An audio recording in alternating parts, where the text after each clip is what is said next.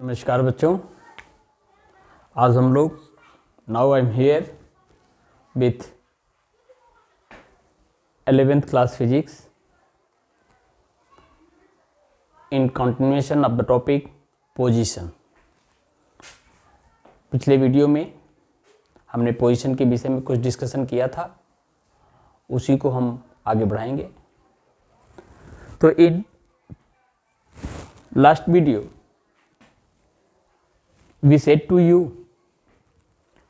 to describe or to specify the position of an object. We choose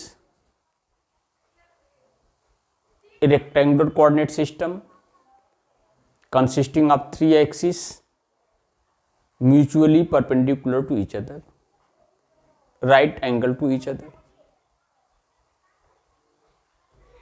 named as x-axis, y-axis and z-axis,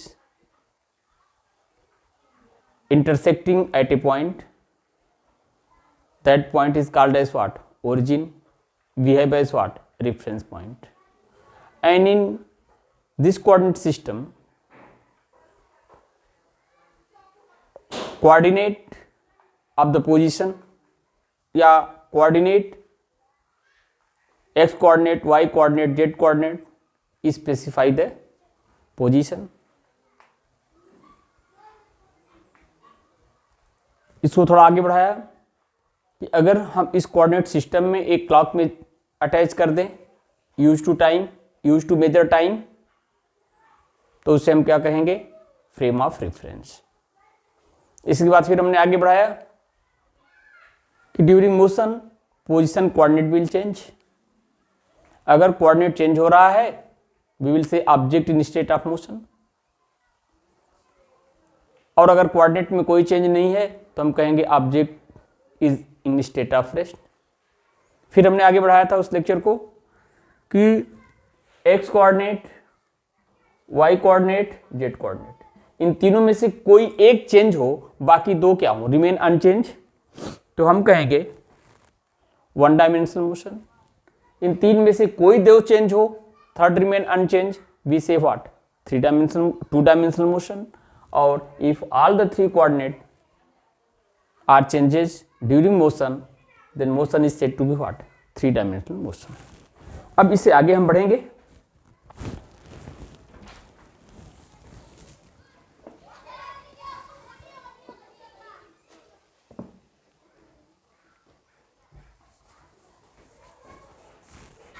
देखिए, अब हमने कहा हमारे पास तीन एक्सिस है। This is what? X axis, this is what? Y axis and this is what? Z axis. This is what? Origin, called as what?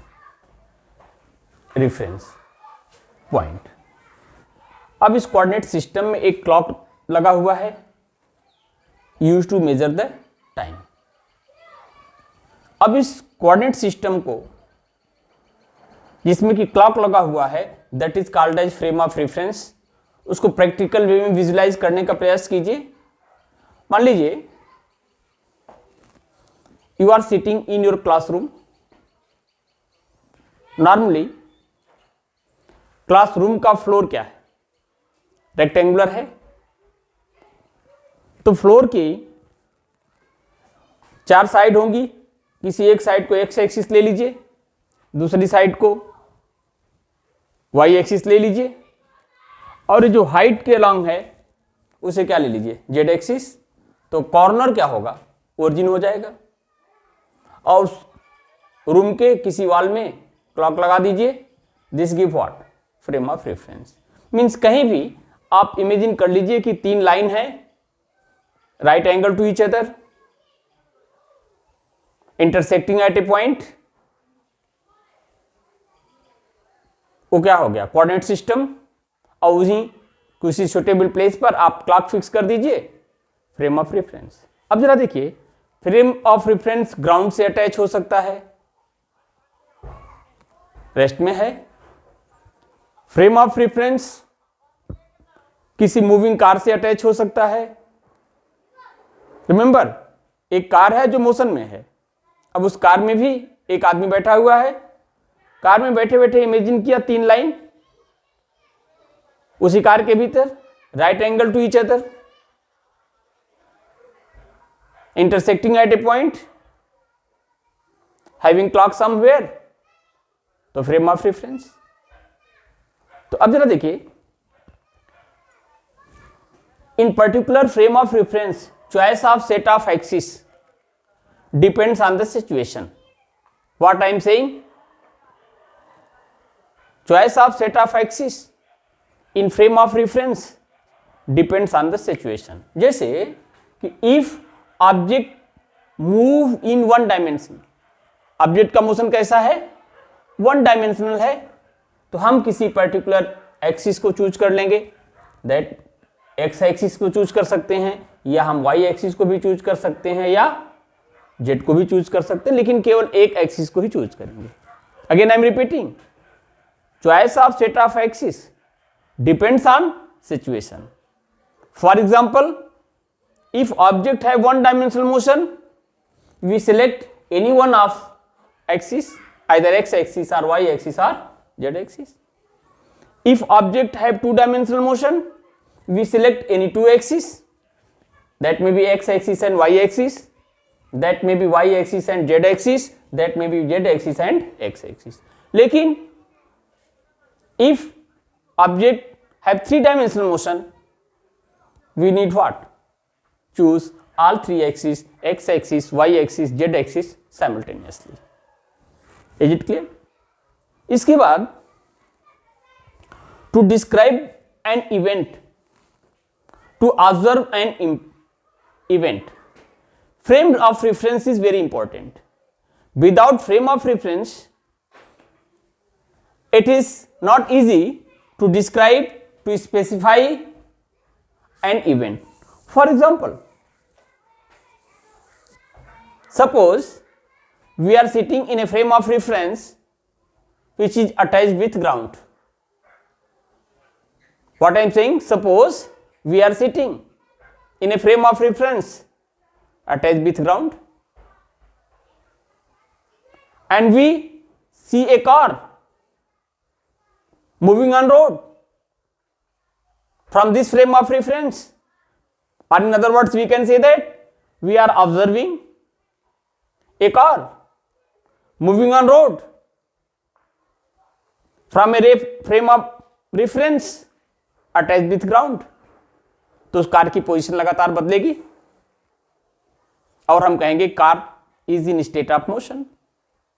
लेकिन एक दूसरा आदमी है जो कार में बैठा है और कार से अटैच्ड फ्रेम ऑफ रेफरेंस है, कार के अंदर 3 लाइन है, mutually perpendicular to each other है, किसी पॉइंट ओ पर इंटरसेक्ट करती हैं,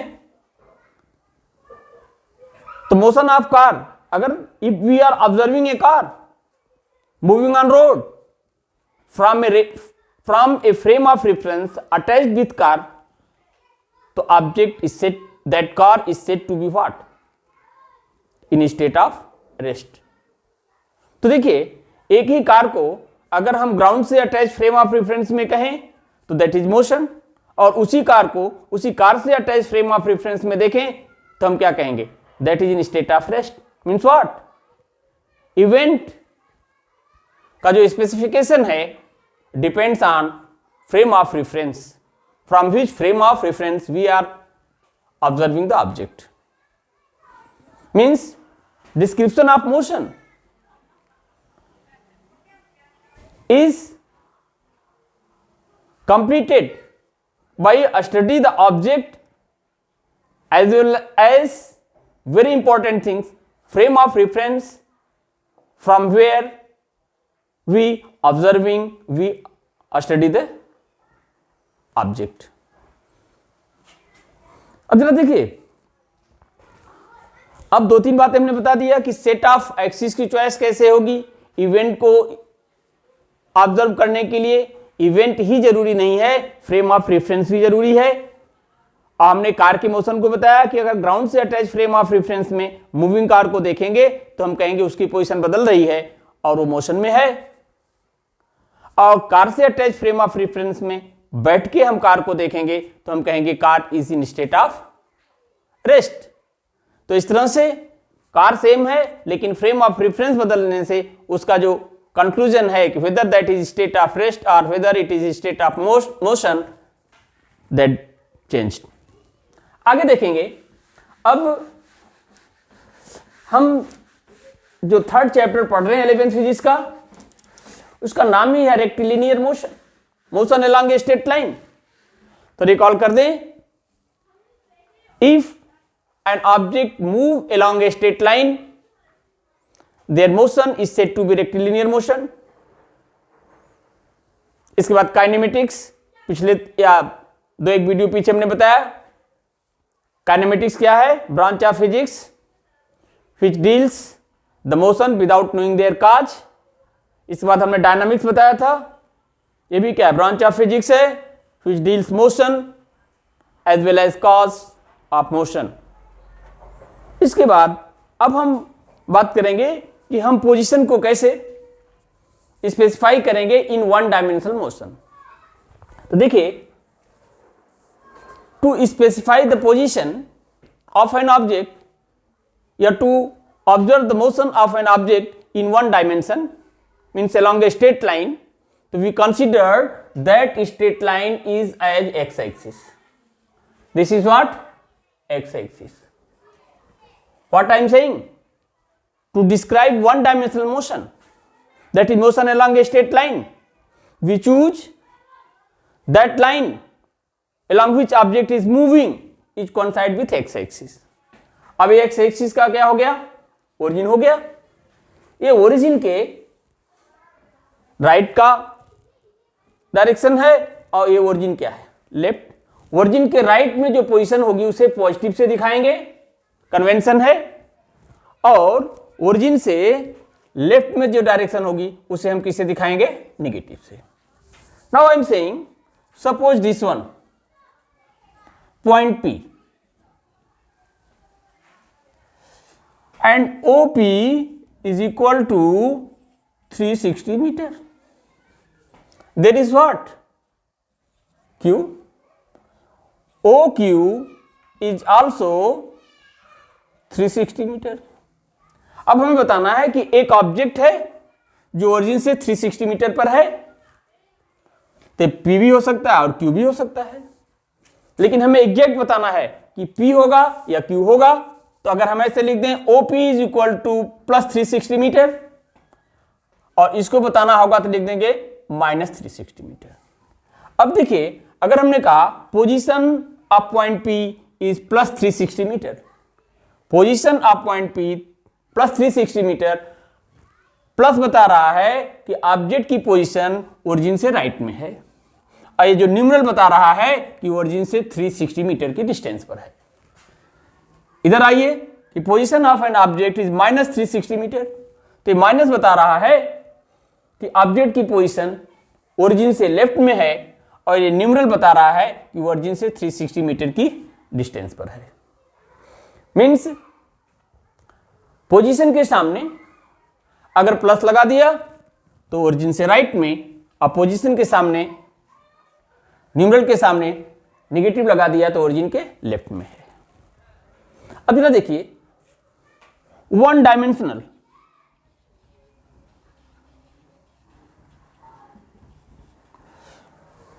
दो ही डायरेक्शन हो सकती है, या तो राइट में हो या तो क्या हो, लेफ्ट में हो। या अगर हम लाइन को इस तरह से चूज कर लें, ये ओरिजिन हो गया, तो ऊपर का डिस्टेंस क्या होगा, पॉजिटिव होगा, नीचे का डिस्टेंस क्या होगा, नेगेटिव। अब यहां हमने कहा P, यहां हमने कहा Q, P OP is what, 360 metre, plus लगा है मीन्स ओरिजिन से ऊपर की तरफ कितना डिस्टेंस पर, 360 metre. OQ minus 360 metre, minus लगा है तो ओरिजिन से नीचे होगा, न्यूमरल कितना 360, इसका मतलब ओरिजिन से 360 मीटर नीचे होगा। This is what, position.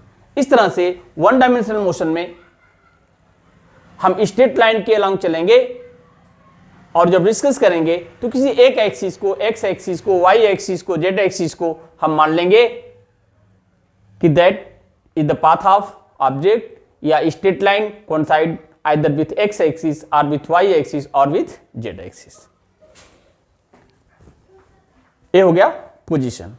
और अब हम एक नई फिजिकल क्वांटिटी की बात करेंगे, that is displacement.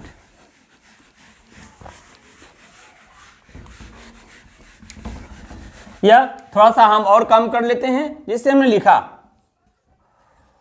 Position is what plus 590 metre. तो आप एक बता दीजिए, प्लस है तो ओरिजिन के राइट में होगा, न्यूमरल 590 है तो ओरिजिन के राइट में 590 मीटर पर होगा। हमने कहा पोजीशन -290 किलोमीटर, माइनस है इसका ओरिजिन के क्या होगा, लेफ्ट में होगा, कितना डिस्टेंस पर होगा 290 किलोमीटर। अगर हम वर्टिकल लाइन ले लें, ये ओरिजिन है, प्लस 590 मीटर का मतलब ओरिजिन से ऊपर की तरफ होगा, ओरिजिन से 590 मीटर आगे होगा। -290 है किलोमीटर, माइनस बताएगा कि ओरिजिन से नीचे होगा, और ओरिजिन से कितना डिस्टेंस पर होगा, -290 kilometre. I hope how we will describe the position of an object along a straight line, it become clear to you।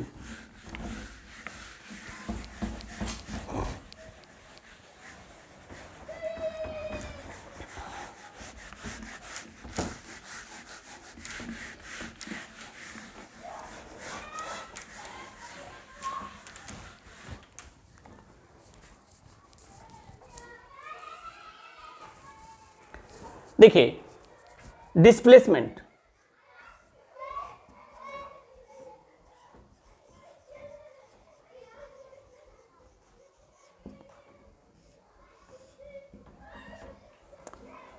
अब देखिए पहले इसको हम डिफाइन कर देते हैं, समझाएंगे उसके बाद। Change in position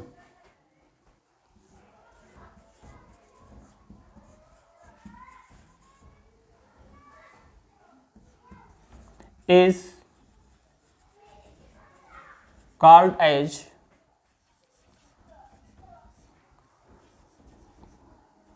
displacement। अब ये change in position is called as displacement. अब चेंज इन पोजीशन क्या होगा भाई,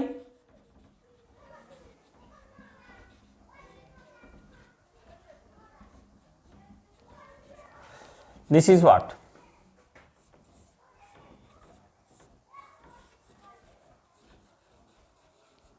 डिस्प्लेसमेंट। अब देखिए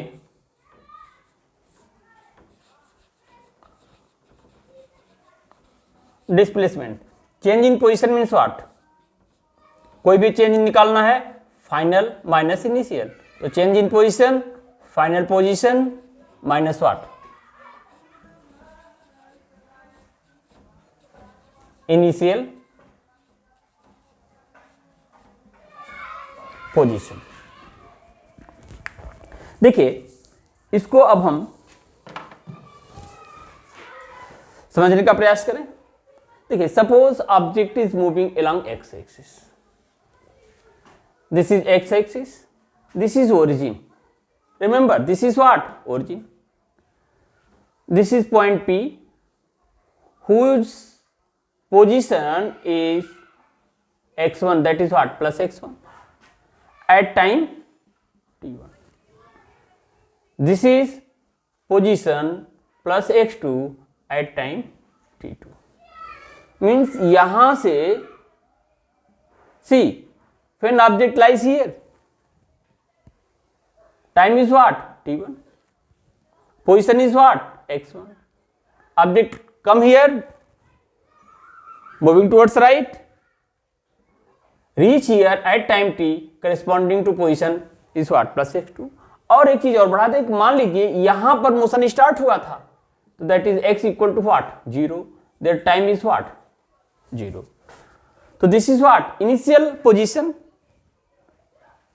this is what origin corresponding to position as well as corresponding to time। अब देखिए अब हम बताएंगे कि N object move along positive direction of x axis, started their motion from origin at x equal to 0 at time t equal to 0. Reach a point P having position plus x1 at time t1.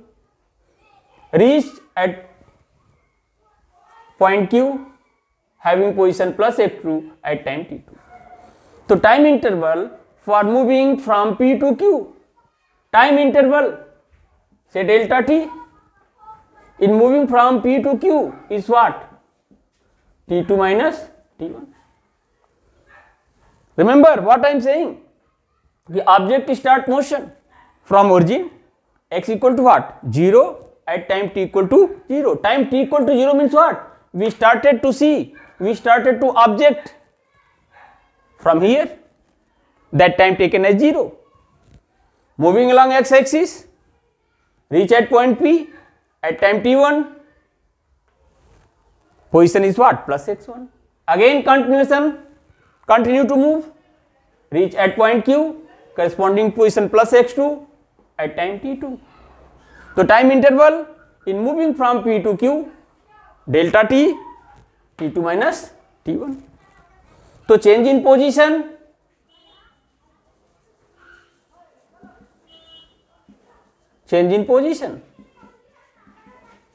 this is what? Final position minus initial position, that is what? Plus x2 minus plus x1. तो अब जरा देखिए displacement,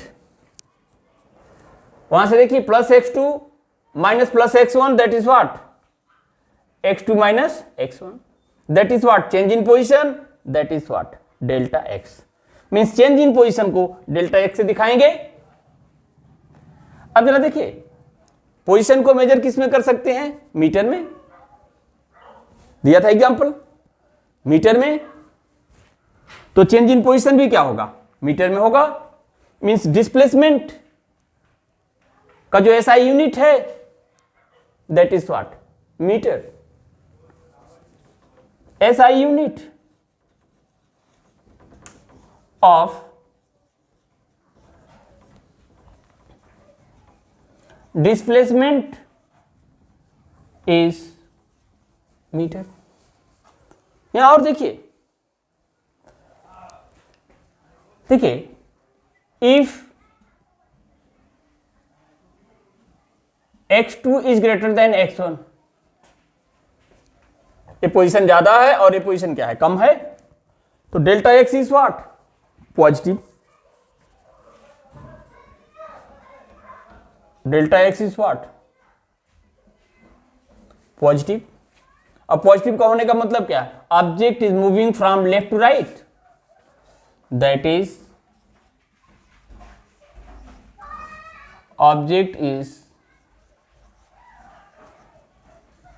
moving from left to right. Remember, कभी भी अगर final position initial position से ज्यादा है, displacement will comes out to be positive, और इसका मतलब होगा कि object is moving from left to right.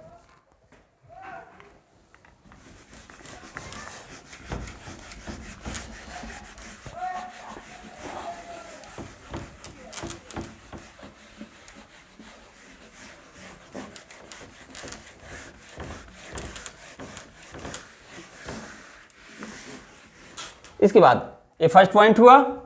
दूसरा, if x2 is less than x1, final position is less than what? Initial position. Delta x, that is displacement, is what? Negative. Means ये क्या हो जाए? x1 हो जाए और ये क्या हो जाए? x2. Remember x2 is greater than x1, इसका मतलब सिचुएशन ये होगी x2 is less than x1. उल्टा होगा कि ये क्या हो जाए? x1 और ये क्या हो जाए? x2. डेल्टा x क्या हो जाएगा? नेगेटिव. और इसका मतलब हुआ object is moving from right to left. Remember हम क्या कर रहे हैं, मान लीजिए ये कितना भाई, बदलते हैं सिचुएशन को, ऑब्जेक्ट यहां से चला, ये x1 हमने लिया और इसे क्या लिया x2। देखिए x1 क्या हो गया प्लस 360 मीटर और ये कितना हो गया प्लस 240 मीटर। यहां से यहां चला, x2 कम हो गया, x1 ज्यादा हो गया, ये निगेटिव हो गया, डेल्टा x निगेटिव आ गया, डिस्प्लेसमेंट इज व्हाट निगेटिव। तो ऐसी सिचुएशन में object move what from right to left. और थर्ड,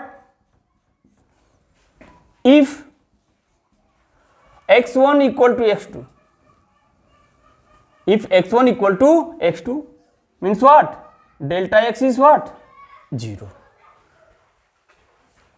अब यहां पर delta x is equal to 0 means what, displacement is 0। तो यहां पर दो सिचुएशन बनेगी, आइदर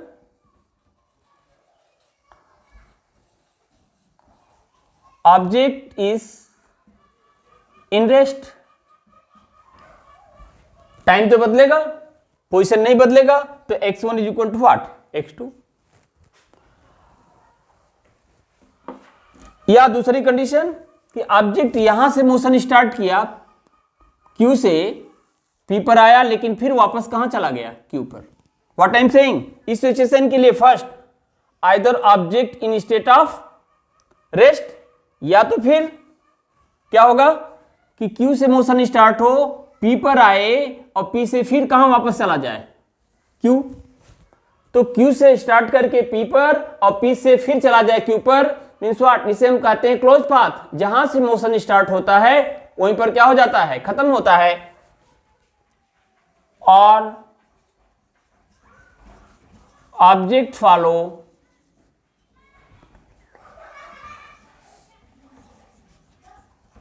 क्लोज पाथ। अब देखिए ये जो डिस्प्लेसमेंट राइट में भी हो सकता है और डिस्प्लेसमेंट लेफ्ट में भी हो सकता है, तो राइट के डिस्प्लेसमेंट को पॉजिटिव से दिखाते हैं और लेफ्ट के डिस्प्लेसमेंट को निगेटिव से दिखाते हैं। मींस डिस्प्लेसमेंट के साथ डायरेक्शन का इन्वॉल्वमेंट है, डिस्प्लेसमेंट के साथ डायरेक्शन का इन्वॉल्वमेंट है। तो ऐसी फिजिकल क्वांटिटी और those physical quantity which has numeral value as well as direction is called as what, vector physical quantity। Again I am repeating, physical quantity which have numeral values as well as direction is called as what, vector quantity, and displacement is one of them। With this I am concluding my lecture. I hope you like it. At last I request to my all the viewers, please like, subscribe and make their own comment. It's okay. Bye.